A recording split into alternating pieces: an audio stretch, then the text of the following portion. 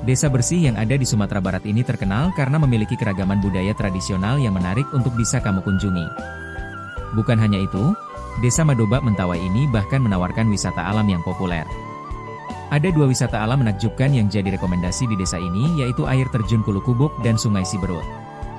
Desa Madobak ini terpilih juga sebagai desa adat terbaik. Hal tersebut karena desa ini hingga sekarang masih menjalankan tradisi dan adat leluhurnya.